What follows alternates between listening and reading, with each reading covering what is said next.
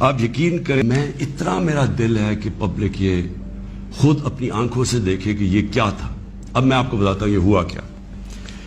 ہوا یہ کہ ہمارا امریکہ میں جو امبیسڈر تھا اس کی ایک ملاقات ہوئی امریکن آفیشل کے ساتھ. اب امریکن آفیشل جو تھا اس کی بس صرف میں تھوڑی سی بات آپ کو بتاتا ہوں کہ اس نے کہا کیا.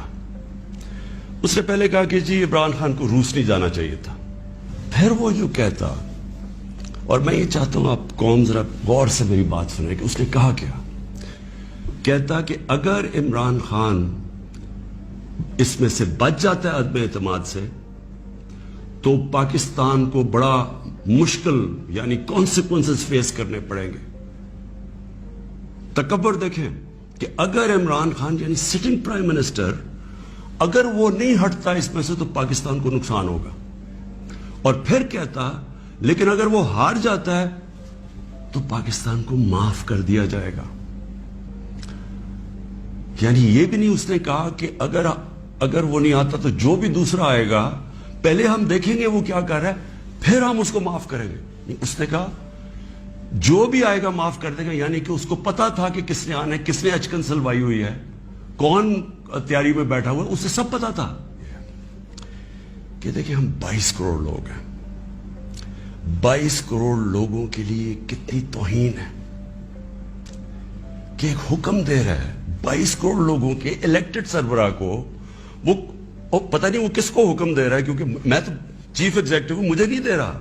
وہ کسی کو کہہ رہا ہے کہ اگر یہ آپ کا پرائم منسٹر بچ جاتا ہے تو آپ کو فیس کرنے پڑیں گے کانسیکوینسز. اور پھر کہتا ہے کہ اگر یہ ہٹ گیا تو معاف کر دیں گے ہم آپ کو.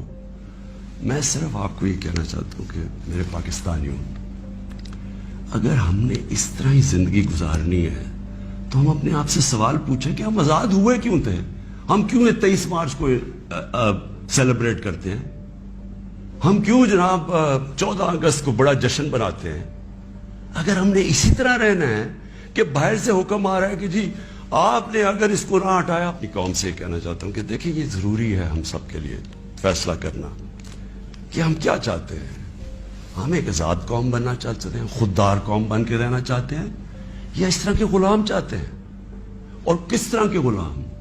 کیوں ان کو پتا تھا کہ جناب شیروانی سلائی ہوئی ہے شہباز شریف نے؟ اس نے باقاعدہ میسیجنگ کی. اس نے کہا جناب بیگرز آر ناٹ چوزرز. ان کو میسج کہ جی جو مقروض ملک ہوتا ہے اس کو غلامی کرنی پڑتی ہے. Beggars are not choosers. وہ دوسرا ان کا منسٹر بھیجتا ہے جی ہم تو لائف سپورٹ مشین پہ ہیں تو وہ تو جب امریکہ چاہے بند کرتے، یعنی ہم تو ہیں غلام. پہلے تو ان دونوں سے پوچھو کہ آپ 30 سال سے یہ ساری آپ کی پارٹیز حکومت میں تھی تو کس نے یہ لائف سپورٹ مشین اور یہ مقروض کیا ملک کو؟ یہ کیا 3.5 سال میں ہوا ہے؟ 30 سال سے تو آپ پاور میں بیٹھے ہوئے ہیں. اور آج آپ کہہ رہے ہیں کہ جی کیونکہ جی ہمیں پر قرضے چڑھے ہوئے ہیں تو ہمیں تو غلامی کرنی پڑے گی. تو وہ کیوں یہ کہہ رہے ہیں کہ جی اس کو نکالنا ہے؟ کیا میں نے ان کے غلطی کی ہے؟ کیا جرم کیا ہے؟ اور میں آپ کو بتاتا ہوں جرم کیا ہے. سب سے بڑا جرم یہ ہے کہ انہوں نے ساری پروفائل جب میری دیکھی اور ان کو پتا ہے پہلے سے کہ اس نے ڈرون اٹیکس کی مخالفت کی، اس نے عراق وار کی مخالفت کی، اس نے افغانستان مسلسل کہتا رہا کہ یہ ملٹری سلوشن نہیں ہے افغانستان میں، یا یہاں مذاکرات سے بات ختم ہوگی. اس نے ڈرون اٹیکس جب ہوئے یہاں، یہی جو بیگرز آر ناٹ چوزرز یہ اور اس کا بھائی جب پاور میں تھے اور آصف زرداری، تو 400 ڈرون اٹیکس جب پاکستان میں ہوئے تو کس نے بولا؟ کس نے مظاہرے کیے؟ کس نے دھرنے دیے؟ عمران خان نے دیے. تو ان کو سب پتا تھا. ان کو یہ پتا ہے کہ عمران خان نہ اس کی کوئی چوری کے پیسے باہر پڑے ہیں، نہ اس کی کوئی جائیداد باہر پڑی ہے، نہ اس کے کوئی باہر بینک اکاؤنٹس ہیں، یعنی کہ وہ کنٹرول نہیں ہو سکتا. تو لہٰذا یہ اس کا قصور ہے کہ کیونکہ وہ ہمارا پتلا نہیں بن سکتا اس لیے اس کو ہٹانا بڑا ضروری ہے. اور یہ سارا کچھ جو ڈرامہ ہو رہا ہے یہ صرف ایک آدمی کو ہٹانے کے لیے ہو رہا ہے. تو 400 ڈرون اٹیکس میں نے بتایا، یہ کبھی ان کے منہ سے سنا تھا کہ یہ ہر ہیومینیٹیرین لاز، ہر ہیومن رائٹس کی وائلیشن ہے؟ کہ آپ اپنے آپ ان کی مدد کر رہے ہیں, آپ قربانیاں دے رہے ہیں, اور وہ آپ ہی بمباری کر رہے ہیں. اور بمباری کس طرح لوگوں کو مار رہے ہیں؟ ایک آدمی 4000 میل سے فیصلہ کرتا ہے کہ جناب یہ دہشت گرد, اور اوپر سے بٹن دباتا ہے اور وہ نیچے مر جاتے ہیں. تو عمران خان کا بھی یہی پرابلم ہے. میں یہ کہتا ہوں کہ کسی سے ہماری لڑائی نہیں ہے, نہ میں کسی کا اینٹی ہوں, نہ کسی ملک کا اینٹی ہوں. میں صرف یہ کہتا ہوں کہ جو میرے لوگوں کے فائدے کے لیے پہلی چیز وہ ہے, میرے 22 کروڑ لوگوں کے لیے, اس کے بعد میں دنیا کی باقی چیزیں ماننے کے لیے تیار ہوں. لیکن میں اپنے لوگوں کو قربان نہیں کر سکتا کسی اور قوم کے خاطر جو ہم نے وار آن ٹیرر میں کیا ہے.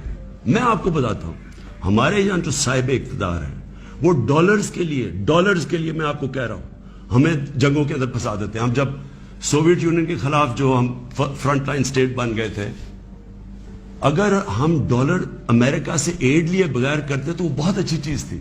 ہم پھر اپنے بھائیوں کے لیے, افغانستانوں کی آزادی کے لیے مدد کر رہے تھے.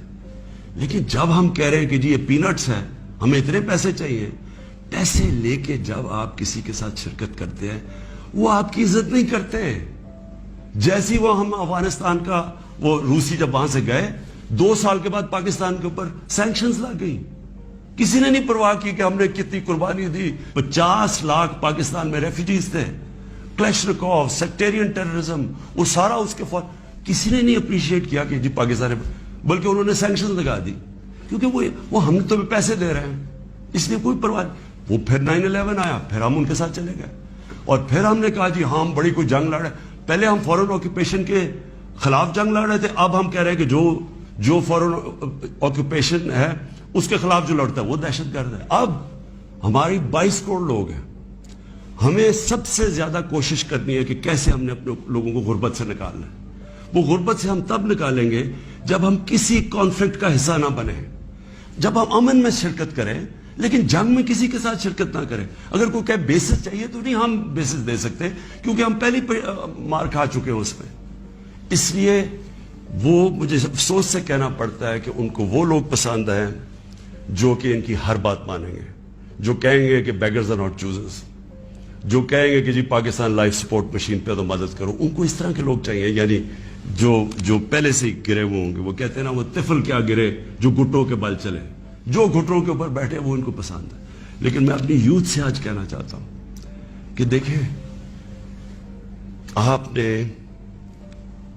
کا مستقبل آپ کے ہاتھ میں ہے, ملک کی ساورنٹی آپ کے ہاتھ میں ہے. اپنی جمہوریت کو, اس کی حفاظت کون کرتا ہے؟ کوئی فوج نہیں کر سکتی جمہوریت کی حفاظت, کوئی باہر سے فورن پاور نہیں کر سکتی.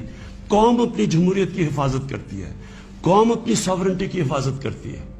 یہ جو ہماری ساورنٹی کے اوپر اٹیک ہوا ہے, میں آج آپ کو کہہ رہا ہوں, آج آپ اس کے اوپر سٹینڈ نہیں لیں گے, آگے سے یہ ہوا کرے گا کہ جو بھی آئے گا نا پاور میں, جو بھی آئے گا وہ پھر سب سے پہلے دیکھے گا کہ جی آپ کو کوئی سپر پاور تو ناراض نہیں ہو رہی, اور وہ پھر وہی کرے گا جو وہ چاہیں گے, کیونکہ اس کو ڈر ہوگا کہ انہوں نے 5, 10, 15 ارب روپیہ خرچ کرنا اور میری کرسی الٹا دینی ہے.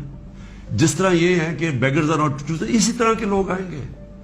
ہم امریکہ کو بار بار ان کو سمجھائیں کہ ہم کوئی میں عمران خان اینٹی امریکن نہیں ہے, لیکن ہم نے بڑی بری حالات دیکھے ہوئے ہیں. ہم نے آپ کی ہم کوئی ٹشو پیپر کی طرح استعمال ہونے والی قوم نہیں ہے کہ آپ استعمال کریں اور پھر پھینک دیں. ہم آپ کے ساتھ جو ایک ورڈ ہوتا ہے میوچلی بینیفٹ, آپ کو بھی جس کا فائدہ ہو ہمیں بھی فائدہ ہو. ون سائیڈڈ ریلیشن شپ کسی سے نہیں چاہیے. کہ دیکھیں, میں تو یہ امپورٹڈ گورنمنٹ کو بالکل تسلیم نہیں کروں گا. میں نکلوں گا اپنی قوم کے اندر. میں تو ہمیشہ, میری تو کوئی باپ پالیٹکس میں نہیں تھا, میرا کوئی رشتہ دار یا کوئی میں پولیٹیکل فیملی سے تو تھا نہیں. میں نے تو شروع کی عوام کے اندر نکل کے, 14 سال مذاق اڑتا رہا. تھوڑے سے لوگ تھے میرے ساتھ, اور کرتے کرتے اللہ کا کرم ہے کہ ایک دن اللہ نے عوام کے دل میری طرف موڑ دیے. اس لیے وہ ہندوستان میں جو بیچارے مسلمانوں کے اوپر آج کل اتنے برے حالات ہیں, انہوں نے بھی ووٹ دی تھی پاکستان کے لیے. انہوں نے اس لیے نہیں دی تھی کہ ہم آ کے ایک امپورٹڈ گورنمنٹ کے نیچے ہم بیٹھ جائیں اور ہم جی حضوری کریں اور ہم کہیں جی ہم تو بیگرز آر ناٹ چوزرز. اس لیے نہیں پاکستان بنا تھا.